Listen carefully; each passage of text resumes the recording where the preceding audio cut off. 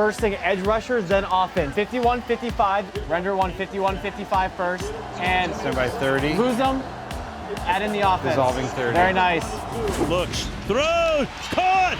TNF Prime Vision is an alternative broadcast on Amazon Prime Video that lets you watch the game like a 10-year NFL veteran. Play fake, pass, touchdown! It's available every Thursday where we take a different approach to presenting the game. Every player in the NFL has 2 shoulder pad chips on. It helps us find where they are on the field, their XY coordinates, their speed, their orientation. There is a tremendous amount of data being collected on the field, about 500 million points of data over the course of the season, and all of that needs to be captured, stored, computed. Next Gen Stats is able to populate more than 200 stats on every play live and in real time. We can use that data to then find greater insights. We're using Next Gen Stats, analytics, AI to predict what movements are going to come.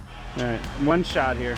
Darnold throws, caught! We get that pocket health, please. To maintain in that healthy spot in the pocket. Playing it here, okay? Yards before contact tells you the job the offensive line has done. Do it. Going deep, touchdown! Flip it. Wide open, Unbelievable. off to the races. Good job. What a game! People have been watching football for decades on TV, and in many ways, it's been kind of the same thing. We've added the yellow line, we added a score box. You always know how much time there is and what the score is. We've added a ton of cameras. We've added more graphics machines. We all think we know how football works. If you really step back and you think about it, there's a lot you really don't know. We're capturing over 3 million data points a game, and we've built a lot of machine learning stats that cover every aspect of the game. All 5 broadcast providers utilize Next Gen Stats every week. Amazon does a great job with it, not only in their main broadcast, but the Prime Vision with Next Gen Stats alternate stream is a Next Gen Stat nerd's dream. The first thing you notice when watching Prime Vision, it will look unlike any football broadcast you've ever seen, mainly because we show you the game from the high sky camera angle. We want to show everybody on the field, defensive backs included, from the view of the quarterback. We believe to understand football on a deeper level, you want to see all 22 players. You want to see how they interact with each other and how they respond to the other team. Well, the reason why the main broadcast doesn't show all 22 players is because you don't know where to put your eyes. Prime Vision with Next Gen Stats, we have player tags, player names, AI features that direct your eyes to the right spots so that all 22 players isn't overwhelming. On Prime Vision, you not only see every single wide receiver from snap to completion of the play, but you get to see the way they run their routes. You see route trails that help you identify route combinations. We also have AI Prime Insights, identifying blitzers, identifying how healthy a pocket is, which players are open. You can see the field like a pro. Working with the Amazon Prime Vision team has been incredible because it's really about putting our heads together and creating something that has never existed before. Throws, intercepted! On Prime Vision, you'll still hear Al Michaels and Kirk Herbstreit. Swift, touchdown! We'll just show different pictures and different graphics for the most part. We also have Sam Schwartzstein who will pop in and bring additional color and context to what you're seeing. Against zone coverage, that's where he struggled more often. We're not trying to tell a different story, we're just trying to tell an elevated story. On the main feed, maybe we're talking about someone's completion percentage for that night. On Prime Vision, we're always looking for that extra layer and say, hey, what's his completion percentage over expected? Or how is this trending compared to his historical statistics? We want to hit it and spend some time in these stories and help bring viewers just a little bit more insight into what they're watching. He has one of the fastest get-offs in the NFL. He's also had the highest pressure rate. Prime Vision has its own crew, but it's a small crew. It's really scrappy. Everyone is pulling double and triple weight. Everyone is expected to be an owner of the show, not just the one role they do. Football prep week on any broadcast is hard. It's even harder on the shorter week. We have a very tight turnaround from Sunday games ending till we're on the air Thursday. If this team's not doing 12 hours a day every day during the football season, the product you see at home is not as good. What drama here in the National Football League's regular season. Our week actually starts on Sunday. Our job is to start Sunday games and watch them all. Allen steps up, delivers downfield, separation, catch made, touchdown, James Cook. Be a fan. So if we've got the Buffalo Bills, watch the Bills game and be curious.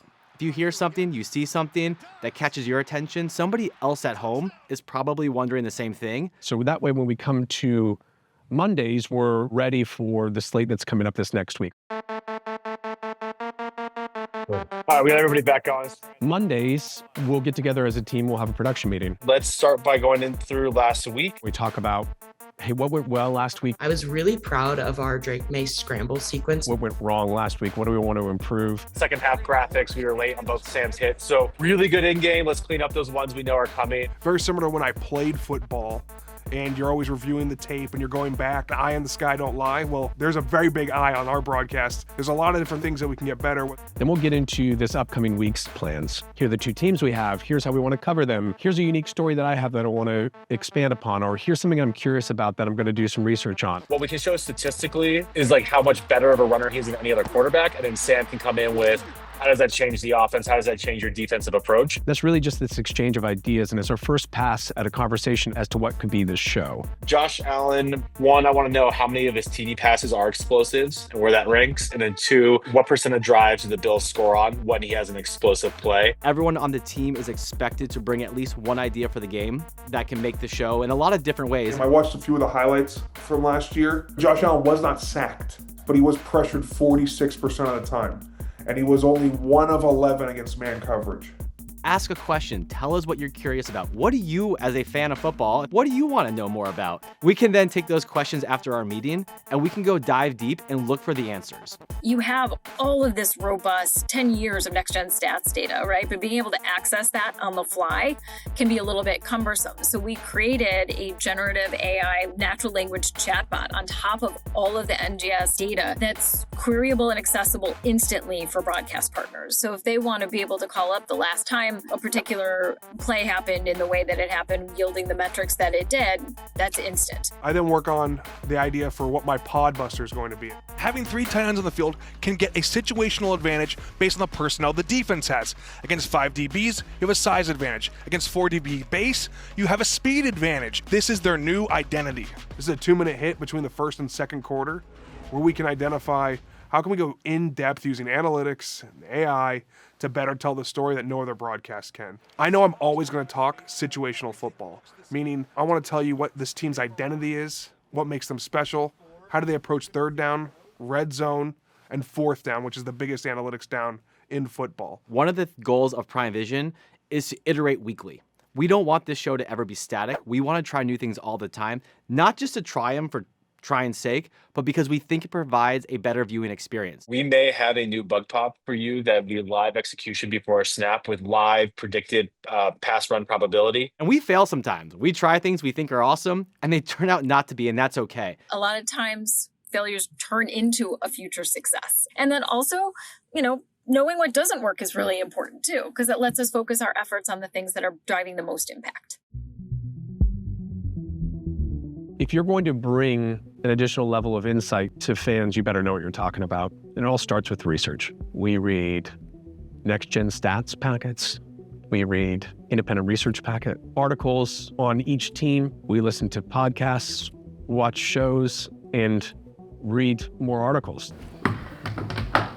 Tuesdays more meetings, but a lot of them are one-off with different departments within the show. Sam and I go through every hit of the game. What do we want to talk about? Custom scooters, ATV, and then they gave him that necklace after he won MVP. That's perfect. And we also identify a lot of areas where we haven't quite dug deep enough yet. They could sub 11 separately. We talk about the different 11s, but they could have 2 11s come in with 3 different wide receivers back-to-back plays. Hey, this is really interesting on the surface level, but there's something more there. Who's going to own that? Who's going to take that the next step? What are the things that we got to get on air? This is like my dream features. This is all situational football and my favorite stories. And we probably cut half of them out, debate, decide, we go through the process. We have a really high editorial bar. We don't want to put something on the air just to put it on the air. That doesn't do you, the fan, any good. It doesn't do us as producers any good. So we're constantly starting with a really big bag of ideas and narrowing it down every single day. Have a purpose, have a reason, and have it meet a really high standard. And once we've done all 3 of those and checked those boxes, then we can deliver that story to the audience. Got him! Got him! Got him! Let's go! Let's go! This week's matchup is awesome. You've got reigning MVP and top 2 offense in the league. Out the gate to the races, down to the 20, 10, 5, touchdown, James Cook. Going up against the top defense. Pressure, hit, sacked, ball out, which tells you have a ton of information and data about both teams. One of the examples, Josh Allen, 78% of his touchdown passes are explosive pass plays, so 15 yards or more. Texans defense is excellent at defending against explosive pass plays. We all know Derek Stingley Jr. and that defensive backfield, one of the best in the league. Someone's got to win that battle. That will be a key to the game. This is a really bad rush defense for the Buffalo Bills, but they actually have a really unique stat. They're 5th in the NFL in hitting running backs behind the line of scrimmage on rushing plays. And so you think, why is their rushing defense so bad? They hit them in the backfield 48% of the time. Well, when they do not hit a running back in the backfield, they're giving up 8.6 yards per carry, by far the highest in the NFL. So compare when they hit them behind the line of scrimmage, 1.8, to if they don't, it's 8.6. Here's Kamara on first down. He's taken down. And so this is a feast or famine rush defense that we're going to be able to put on display. It's not just necessarily saying, hey, this is a bad rush defense. It's here's what you should watch for on our broadcast to help you understand whether it's going to be a big run or not. What's a great story on Sunday isn't always a great story on Thursday. Sometimes a player is hurt. Now we're telling the story of the impact of his loss, not the impact of his performance. If none of our prepared stories make the air, that's okay if the game takes us in a different direction. Ultimately, what matters most to me and the team is we follow the game and we tell the story the game is demanding that we tell. Dart, he can run. Can he ever? He can run all the way to the end zone. Touchdown. Finds the opening, exploits it. Which comes first, their individual pressure leader slab with top 4 and their sack leader slab with top 4, or do you want the duo sold first? So here's how I'm thinking through this right now. It's the duo. We're the lower third duo with pressures or sacks, depending on what the play is. Tuesday, it's very graphics heavy. Tuesday becomes, okay, here are the core set of graphics we want to build specifically for Prime Vision this week in the event that any one of these permutations happens in a game. When you look at our graphics and our score bug operation, there's well over 200 different elements built every week. Widening out, you've got all the QB pressure stuff, the sacks, like the duo. Yeah, I have 2 different, one for sacks, one for pressures. We're bringing in data from all these different areas, including the Next Gen Stats team. So we have to work with our graphics team to ingest all this data from different places and then translate it into the final on-air product. Well, I understand has a -42 stop EPA, which is pretty cool. Our graphics producer and graphics operator will sit in a room and they'll start building. What's a great pre-build graphic? We've prepared for it before the game to set up a story. What's a great graphic to track in-game and react as the moment happens? So we spend a lot of time just debating the verbiage on a graphic. Problem is, within football, you have limited time between plays to really get the information in, let the fan absorb it, and also help teach new things. We really challenge ourselves to make sure it's understandable so that whether you've watched football your entire life or whether you're watching your first game and never heard the word analytics, it all makes sense to both audiences. By Wednesday, the team is in the control room. This is the first time of the week that we're really all together in person. Jeff, can you put Bug on the line, please? We're able to work on a lot of different executions. That's the perfect execution right there, how it says healthy pocket. Mo called up, can you reset to 45%? Looking at new graphic shells, the score bug animation was updated. We have new overlays to look at. And it's a chance to take a lot of the ideation and meetings that we do all week, and for the first time, put it into action and see it come to life. Good, stand by that cross back to front. Do it on the front. Updated front. Cross back.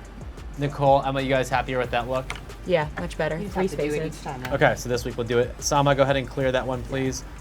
We don't want to just put it on the air and assume it works. Does it match our expectations? Do we need to continue to tweak it? Because by the time we get to Thursday, there's no time to fix that. It's hard. It's something that very few shows do, but it really delivers game day results when we do it. We start working with the remote.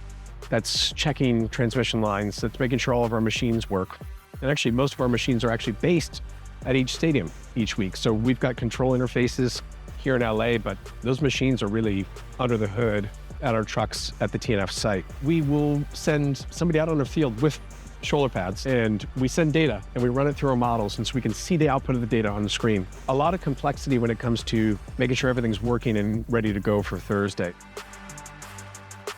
Next Gen Stats provides us a wealth of information, whether it's model-based stats like expected points added or success rate, or tracking data like explosive plays. There are a number of ways we work with the NFL Next Gen Stats team throughout the week. Running and pass probability, we're computing that every time slice. A lot of phone calls, texts, emails, we're constantly back and forth. Against man coverage, he's targeting open receivers on just 20% of his attempts, down from 32% last season. I think what this Next Gen team has found is really eager partners. What we do is support both data and stat creation, but we also support them with data and stat storytelling. All right, that was a good test. Sweet. Cool. Thanks all. That was really good. Appreciate the time.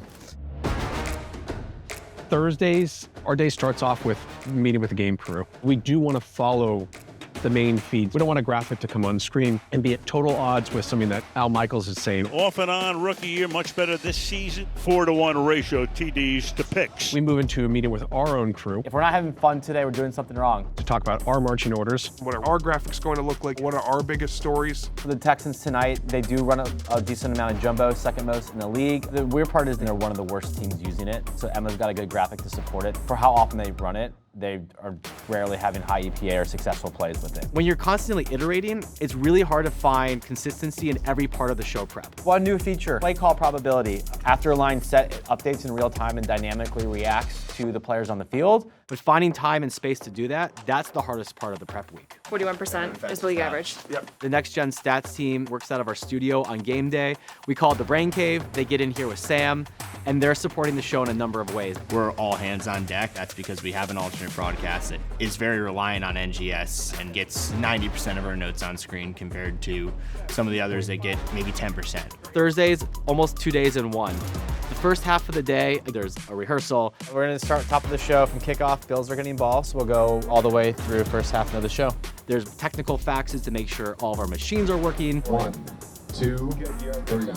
There's a graphics review. I actually think Emma, drop note, MTF, missed tackles forced. Do it. Copy you. MTF and then colon missed tackles forced. There's a review in the Brain Cave with the Next Gen Stats team and Sam. Nico Collins below league average for wide receivers. Or no, he 38% target rate, 5th highest, but 43% catch rate.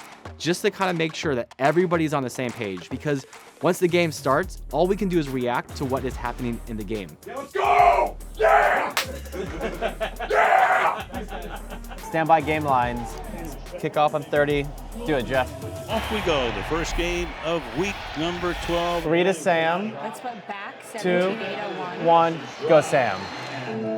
Welcome to Prime Vision with Next Gen Stats. You're watching the best broadcast in football, in large part to our AI Prime insights. This room is just buzzing on Thursday with new ideas that are coming. Oh, there's been a quarterback change. What's unique about that? How will that affect this defense? How will it affect their coverage? How will this team have to pivot? My team on the data and analytics side is watching the game, looking for trends, standout players. Why is the game playing out the way it is? We'll then go into the data and look to find those stories. We can pass that along. Josh Allen has traveled more scrimmage yards than any one of his receivers. That's so incredible. So good. During the game, I don't have my computer in front of me. They have 4 computers in front of them. They have the data in front of them.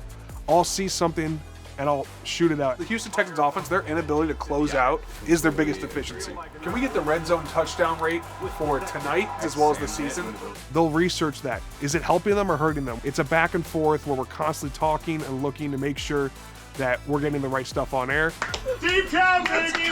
Deep town! Let's go! A lot of high fives going around when we get some really cool stories. Will Anderson is getting chipped at one of the highest rates in the NFL entering tonight, 25%. That'd be 3rd amongst edge rushers. The Bills don't want to chip. They want to get 5 out and out. Those tackles are going to be left on an island. There's always a why. If it's a blowout, we're going to tell you why it's a blowout, and we're going to be able to find the right numbers. It's not just, oh, this team was better than that team. What were the specific plays? What were the specific data points that helped tell that story? Sam, 3rd highest pressure rate for Allen, 2nd lowest blitz rate for Allen.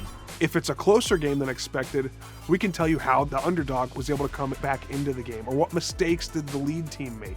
We're going to go levels deeper by leveraging data.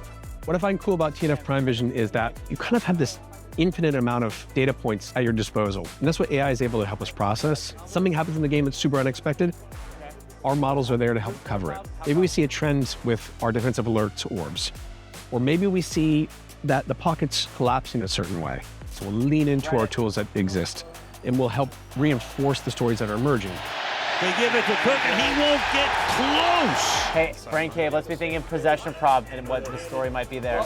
We have something ready if they get a first down. We actually love the unexpected to happen in a game. It means something cool is happening or something unique is happening. AWS is is focused on helping drive innovation. There's a lot of different ways we work with Prime Video. We don't look at ourselves as a technology vendor, but as an innovation partner. Prime Video is actually using AWS tooling to create their own models. Next Gen Stats provides this really great baseline of analytics, and then you see Prime Video going a step above and beyond and creating some of their own insights to add further depth and richness to their broadcasts. When we think about defensive alerts, that's our model that predicts blitzers on any given play.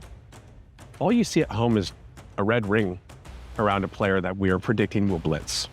So when you're at home, you just see the red circle. It doesn't say how complex it is. It doesn't say how much has gone into it. We want that to be assumable for everybody. Unlike other networks, we have data scientists and data engineers who are staff at Amazon. We can marry their knowledge of how to make an AI-powered model with our knowledge of sports and how to produce them. And what we're able to do is create a product that nobody else has, which is an AI model that is visualized in real time in the course of a football game. Look at how he finds the safe spot within the pocket. Pocket Health is our new AI Prime Insight that helps visualize how the offensive line is performing and the quarterback's relationship, help feel and anticipate where the quarterback should be in the pocket. What I've learned talking with Sam as a former offensive lineman, it's not just an O-lineman's fault. So what we wanted to do with this AI model is measure that relationship and find ways to show that, hey, the quarterback can put himself in trouble or get himself out of trouble. It's not a one-way street here. We rolled this out on the Patriots and Jets matchup on Thursday Night Football, Week 11. Football experts were like, yes, I can finally explain to the people on the couch next to me how the blocking assignments are supposed to go, and is the quarterback going to the right spot? All right, here we go. Big 2-minute drive. Don't get in the way of the game. Let's do it. In the fourth quarter, all we care about as fans is how does my team win or how does my team close the game out? And we've all sat there on our couch been like, all right, I think if we get a stop here and we do this, we do that, we should have a minute left and maybe one timeout. What we really set out to do is say, hold on, we can take data, we can run analysis, and we can understand what is likely to happen.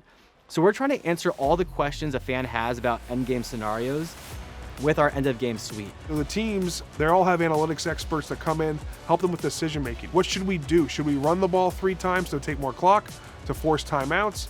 Should we pass the ball, go for a first down? How do we tell that story to our audience if the teams are trying to tell similar stories to their coaches?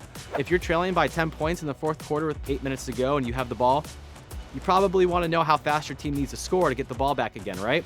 We can answer that. You're on defense, you're down 14, there's 7 minutes to go. How quickly do you need to stop to get the ball twice? We can answer that.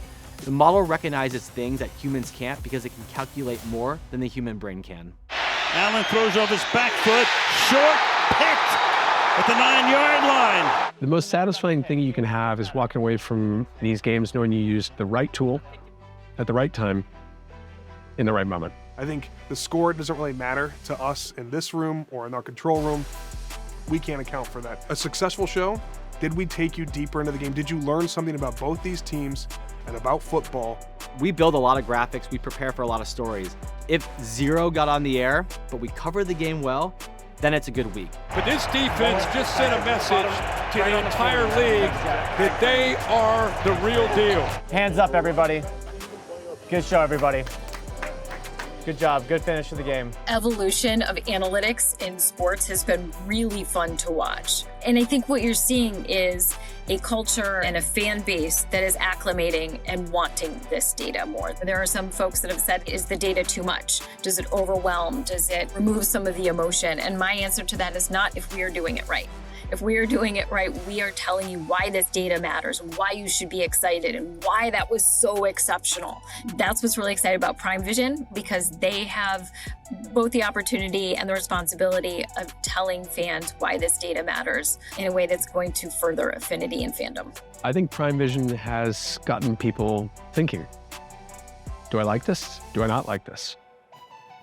That's pretty cool byproduct of what we're doing. We don't think we're going to hit on every single thing we do. We don't think every single thing we do is for every fan, but we do want to see how they react, and we do hope some of that does sneak its way into other broadcasts. When I think about our team and how we fit into the landscape of football broadcasts, we're doing something nobody else is doing. We're really given a freedom to go explore and experiment that nobody else has, and it's a really cool way to approach football broadcasting. We get to make the broadcast we want to see every single week. There's no restraints on, well, we can't do this, we can't do that. It's a grind to get to Thursday, but when you see all that hard work come to fruition and get on the air and tell a story that we feel has elevated the viewing experience, that's really rewarding. Good stuff.